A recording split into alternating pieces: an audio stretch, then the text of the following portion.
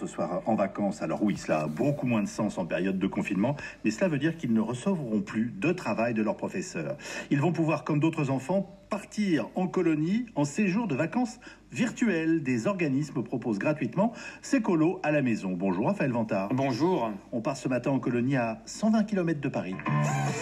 Il est 11h au château de Wolfin à Courtenay, en plein cœur du Loiret.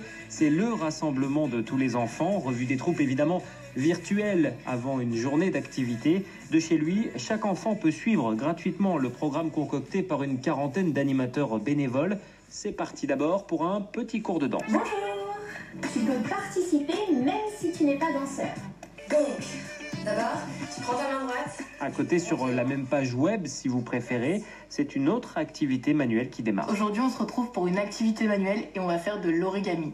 On a besoin de 2 feuilles de papier. Ombeline, 14 ans, participe à distance à cette colonie. C'est sa bouffée d'oxygène en plein confinement. C'est pas pareil que si on partait en colo sans les parents, mais c'est bien aussi parce qu'on partage le moment tous ensemble et puis tout ce qui se passe, le confinement, etc., ça permet de pas être dedans et de penser à autre chose pendant quelques heures et ça fait du bien. À ses côtés, la maman Géraldine a décidé de retourner en enfance dans cet univers des colonies de vacances. Le fait d'avoir un petit rythme par rapport aux différentes activités qu'ils proposent, du coup ça nous a calé un petit peu nos journées aussi. C'est vrai que c'est plein de bons souvenirs et puis plein de petits moments partagés qui au fait qu'on retrouve un peu notre créativité et qui nous donne envie de faire d'autres choses en fait.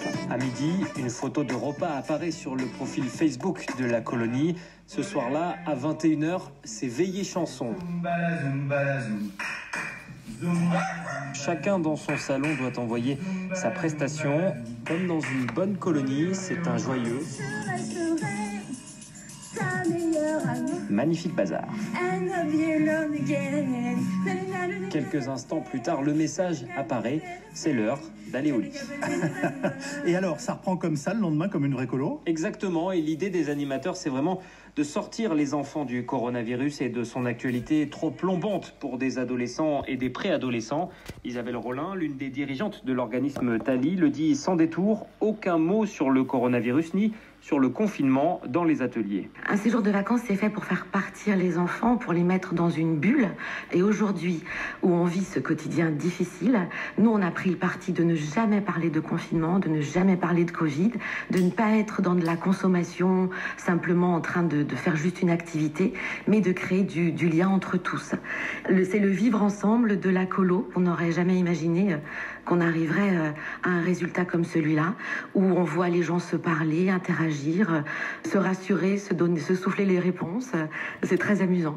Alors Raphaël, organiser une colonie, capter l'attention, c'est pas facile dans une colonie de vacances normale, mais alors virtuellement, ça doit être un sacré casse-tête. C'est vrai que c'est un défi assez important. Il faut que les vidéos soient vivantes, les activités variées. Il faut aussi, selon Antoine, l'un des directeurs de cette colonie virtuelle, poser un cadre, des repères, comme un vrai séjour. Quand on est en séjour 18h30, c'est le temps des douches, donc on a un petit poste qui dit hop, c'est le temps des douches, tout le monde à la douche. Ça peut sembler très anecdotique comme ça, mais en fait, c'est aussi très rythmant, très cadrant. Nous, sur le séjour virtuel, à 12h30, on fait un post pour dire que c'est l'heure du repas. Et tout ça, en fait, symbolise vraiment le déroulement classique d'une journée qu'on peut avoir en vrai séjour de vacances. Léa, 17 ans, n'a aucun problème pour être debout pour le petit déjeuner de 9h. On retrouve toute cette ambiance qu'on a dans les vrais séjours et je trouve ça assez incroyable parce que j'aurais jamais cru que derrière un écran, on pouvait retrouver toute la complicité qu'on a avec les animateurs, les directeurs et les autres personnes. J'aurais jamais cru, mais ça nous permet de nous faire des amis. Après l'expérience virtuelle, animateurs, directeurs, enfants, tous espèrent évidemment se revoir cet été en colonie réelle cette fois.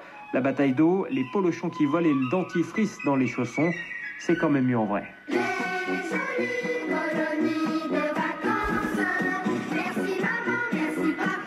C'est assez stupéfiant, les jolies colonies de vacances virtuelles pour des vacances qui le sont tout autant. Il se passe beaucoup de choses derrière l'écran. Merci pour ce reportage, Raphaël Vantard.